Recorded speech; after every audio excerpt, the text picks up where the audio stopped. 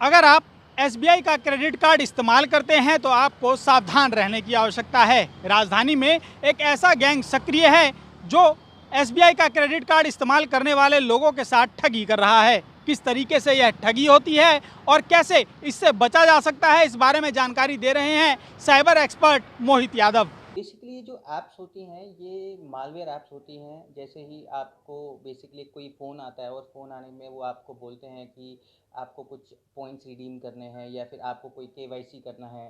सो वो आपको क्या करते हैं, एक ऑटोमेटेड एक लिंक आपको भेजते हैं आपके नंबर पे एज एन एसएमएस। जैसे ही वो एसएमएस के थ्रू आपके पास लिंक आता है तो आप उन वो आपको झांसे में लेते हैं और किस तरह से उस लिंक पर क्लिक करवा देते हैं।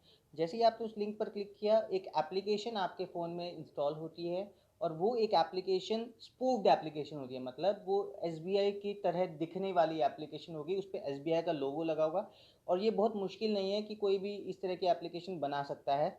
और जैसे ही वो एप्लीकेशन उस फ़ोन में इंस्टॉल होती है, इंस्टॉल करते समय वो आपके फ़ोन की सारी परमिशंस को मांग लेती है और आपसे एक छोटा सा फॉर्म भरवाते हैं जिस पे आपके क्रेडिट कार्ड की डिटेल्स या डेबिट कार्ड की डिटेल्स, आपका सीवीवी नंबर, आपका एक्सपायरी डेट, ये सब आपसे मांगा जाता है और सेव करा लिया जाता है।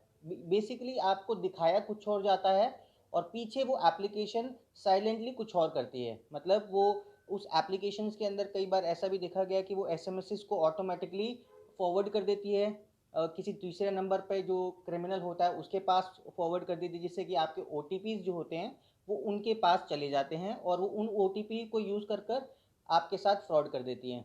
तो ये बेसिकली मोड ऑफ ऑपरेंडी रहता है नॉर्मली इस तरह के क्राइम के अंदर। मालवेयर एप्लीकेशंस होती हैं, आपके फ़ोन को हैक कर देता है, उसके बाद वो इंस्टेंटली आपके फ़ोन में से जो ट्रांजैक्शंस के जो ओटीपी के जो मैसेजेस आते हैं उनको भी वो डिलीट कर देते हैं। इस तरह के फ्रॉड से बचने के लिए लोगों को क्या करना चाहिए, क्या क्या सावधानियां बरतनी चाहिए? बेसिकली जो ये जो फ्रॉड्स होते हैं ये ऑनलाइन फ्रॉड्स की कैटेगरी में साइबर क्राइम में आता है और अगर आपको इस तरह के फ्रॉड से बचना है तो आपको जो भी एप्लीकेशंस आप अपने फ़ोन में इंस्टॉल करते हैं, पहली चीज़ आप ये ध्यान देखें कि वो एप्लीकेशन ऑथेंटिक एप्लीकेशन है या नहीं है और कभी भी एप्लीकेशन को किसी लिंक से ना डाउनलोड कर कर गूगल प्ले स्टोर से आप डाउनलोड करें और देखें वहाँ पर कि क्या उसकी रेटिंग है, कितने लोगों ने उसको इंस्टॉल किया है, क्या वो ऑथराइज्ड बैंक की है या नहीं है। ऐसा तो नहीं कि वो किसी प्राइवेट पर्सन ने या किसी कंपनी ने बनाई हुई एप्लीकेशन है।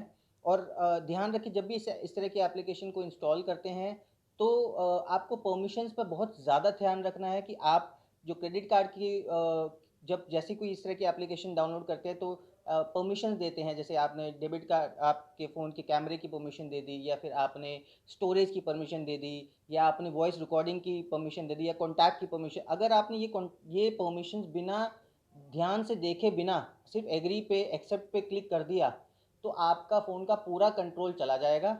तो आपको जो परमिशंस देनी है बहुत ही ध्यान से देनी है। आप अपने फ़ोन के अंदर एक अच्छा एंटीवायरस आपको रखना पड़ेगा जिससे कि वो किसी भी तरह का सस्पिशियस मालवेयर अगर आपके फ़ोन में है तो वो उसको फाइंड आउट करेगा और डिटेक्ट करेगा और उसको आपके फ़ोन से डिलीट कर देगा।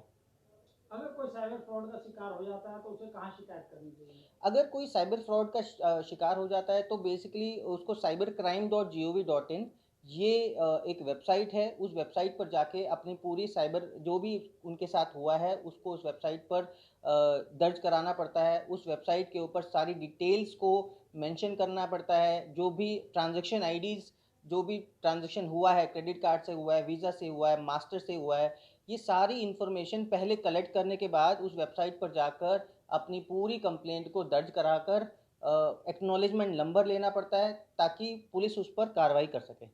ये सुना आपने साइबर एक्सपर्ट मोहित यादव को, जिन्होंने बताया कि किस तरीके से यह गैंग लोगों को अपना शिकार बना रहा है।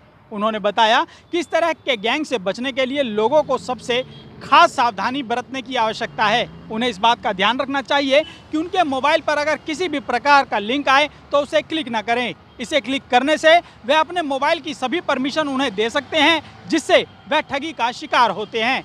उन्होंने बताया कि बैंक से संबंधित किसी भी काम के लिए लोगों को खुद बैंक जाना चाहिए और इस तरह की कॉल पर विश्वास नहीं करना चाहिए। ऐसा करने से उनके बैंक खाते भी सुरक्षित रहेंगे और वह ठगी का शिकार नहीं होंगे। अमित झा, ईटीवी।